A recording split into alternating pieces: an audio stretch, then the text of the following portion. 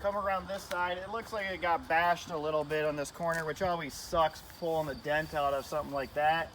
But I'm gonna try a new method. I'm gonna grind it out. Saw this video where a guy used an angle iron to kind of prise it out, and it's an interesting method. I'm gonna try it, something different than what I normally do.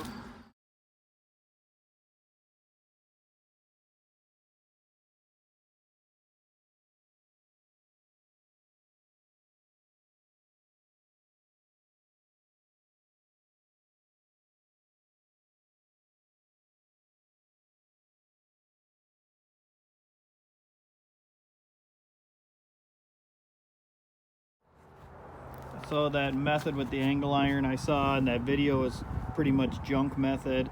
I went ahead and I just welded these on, used a slide hammer and then some body tools to get in here and actually shape it. So just basically get the slide hammer pulled out. I'm not this kind of body guy. I can cut, weld, and do different things like that, but I normally don't pull big massive dents like that out. But all in all, it turned out well enough that all the areas that were creased seem to kind of, you know, fallen back into shape here. I'm going to build all this back up with some Bondo and just make it the best I can. But yeah, there it is. All right, back with another project. I don't know if you guys remember about this one a few months back. It's a 1985 Volkswagen Westfalia camper. Very familiar project for me because I've done probably 30-40 of these cars already. This one's a little rough. It had a couple rust holes in it. We welded it up. Had some accident damage on the front and the back, so I used a slide hammer, pulled it out, and we're trying to capitalize on this nice weather we're having in this November week. It's been very odd. It's all been in the 70s. So basically what I have here, we got the door, got the window, got the top off, things kind of stripped down. Like I said, it's not going to be a full restoration. It's kind of mild restoration, but at the end of the day, it's going to look fantastic. I'm going to go with the original paint color. And I just want to show you guys before I laid the primer on what it looks like here. This had pretty extensive damage. I was packed in like 6 inches in the front, so that's why it looks like some mud. We pulled it out. There's only about like an 1/8 inch on there, and it's blocked out, shaped into what it needed to be. Welded the repairs in here, and then this back part was shoved in and pulled that out too. So I'm gonna go ahead and put some primer on this van, and I'll keep you guys posted. Hopefully the weather holds for us, and I'll be able to, I got a little spray booth on the inside here, kind of like a makeshift one. We're going to paint it inside, but I'm going to lay the primer on out here. Stay tuned.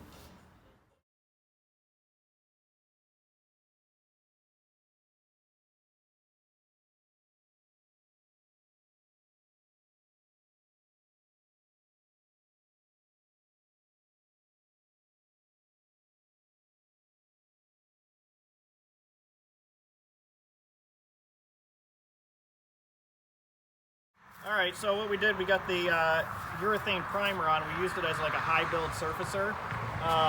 So actually you can use it as a high build or a surfacer. We kind of mixed it in between, so it's got a little bit of volume. Put a couple coats on, and what that does is it builds a little material up, so then we can wet sand and block sand and create a really straight car out of it. Also, what you're able to do with it in primer is we can go around and we can see little spots in the body that need improvement, and then just spot prime those after the repair is completed, which are just like little scratches or nicks that were overlooked.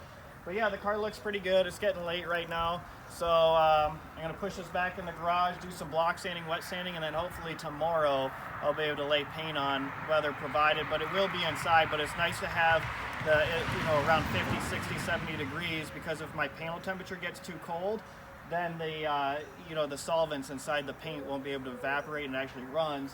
And if you have too many solvents in the barn, it's kind of an explosive situation, so I need to have the doors open. So really I do need to count on some good weather, but hopefully get these small things done, this car blocked out, and some nice base coat, clear coat put on tomorrow.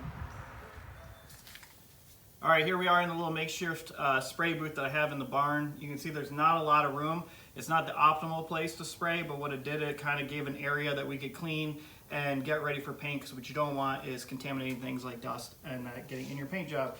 So we're in here, we actually have the car, we put that high build urethane primer on. We block sanded the car with a with about a 240, and that just makes the car straight. Then we put primer on it again, and then we wet sanded it with a 400 grit. And what that does is it gives a super silky soft finish, but it also has enough mechanical adhesion for the paint to bond to it without showing sanding scratches through your paint job, because your paint job is very, very, very thin.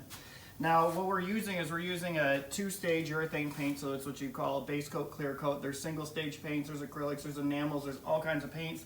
This is a 2-stage urethane paint, and what it does is you're able to put the base coat on, the paint color on, and then you apply a clear finish to it, and it gives the paint job that depth, durability. It's a really great paint job. It's a little trickier to do, it's a little more time consuming to do, but it's what I prefer to do on these cars.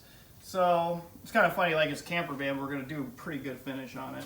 We're going to adjust the spray gun. This is an HVLP gun. It's a high velocity, low pressure gun.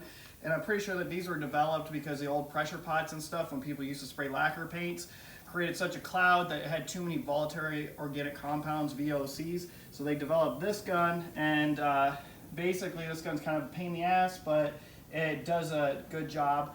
Basically what you have here is you have an adjustment for the fan, so how much you're going to spray. There's volume for how much paint comes out of the gun, and there's air. We're running a regulator and a water trap, and you always drain your air tank before spraying, because otherwise you're going to have little water droplets in your paint job. So if you just hit that spray pattern, that's actually not spraying too bad, because what we're spraying is we're spraying a metallic paint, which is even trickier than a solid color. And what you want out of your spray gun is a nice even oval pattern, kind of like that, a nice wide fan. If you have something where it's like this, what happens is you're spraying heavy here and you're light here, so you're going to get dry spray and you're going to have heavy spray here. And with a metallic paint, it has flake in it, and what happens with the flake is the flake's going to sit in a different way in that kind of paint, because it's actually going to sink down deeper, and here it's going to be dry and sitting on top. So this is going to be lighter all through here, and this is going to be darker as you spray along, and that's what they call tiger striping. You don't want that. Another thing you'll get orange peel out of here, and you'll get dry spray out of here. And even if you were using a solid paint, you might be able to get away with it, but now you're risking runs through here. And when you put the clear coat on, if you use the same gun with a bad spray pattern like that, it's going to have all kinds of issues as well, because the clear, you can't really see it. And in a situation like this where there's not great lighting, it can be problematic. So I just want to go over some basics, but basically, yeah, this is spraying okay. I'm lighting the fan out. So it's okay. I mean, this gun is a cheap gun. You can buy these guns from anywhere from $1,000, like a nice Soda Jet or a Blue Point, to what I have, which is a Harbor Freight model. I just buy like 2 or 3 of these, and I exchange the needles and the nozzles until we get something we want. We're going to go ahead, we're going to put some couple light coats on here, and then between coats we'll wait about 20 minutes, tack it off, do another coat, and then we'll go into the urethane, and then you'll see this car be painted. So, yeah. Another important thing when spraying is you want to spray consistently. You don't want to be rocking the gun, because then you're going to be high or low or thick or thin with the paint, where I'm talking about dry spray and stuff. Another thing you see painters do is they're like flaring it like this, and there's different techniques. But if you just want to follow some basic principles to get the thing done, be robotic about it, stay an even distance away, go for a 50% wet dry pattern. So what I'm saying is when it lays on there, you'll see it's like 50% dry, 50% wet, and then go for a 50% layover where you're covering halfway along, and it will blend nicely, especially with the metallic paint. You don't want to deviate. And if you do this, what you're going to have is you're going to have a heavy spot and a light spot. And yeah, it looks fancy, it doesn't work. So be robotic about it. This is a very mechanical process, and you want to keep it consistent through it. So let's go ahead and paint this thing. I like to start on the bottom, and then I'll work my way top, and then I'll fill the center in.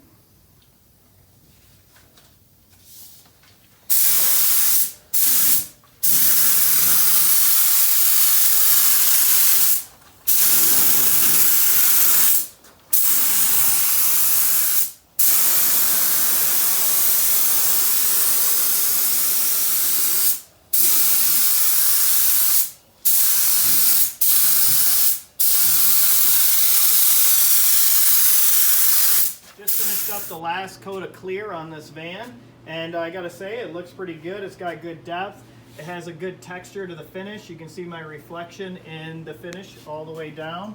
Looks good. Probably about 4 coats of clear on there, give or take, depending on what part of the van you are. Some could have a little more, some could have a little less. It's got a good thickness, so it could be wet sanded and buffed.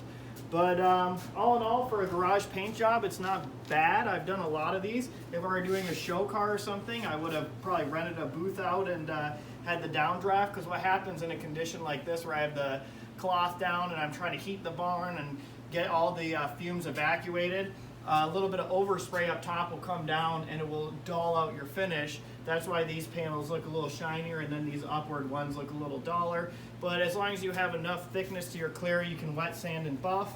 All in all, it looks pretty good. Like I said, it's a garage paint job, it's a van. Pretty happy with it. Once I get all this stuff on there, it'll look great. So there we go. I'll maybe I'll, I don't know how I'm going to edit this video, but I'll show you all the damage on there and I'll show you a little bit of the finished work. I'm pretty happy with it. Now it's just going to be putting in windows, cleaning everything up and putting it back together, then putting it up for sale so I can buy more cars.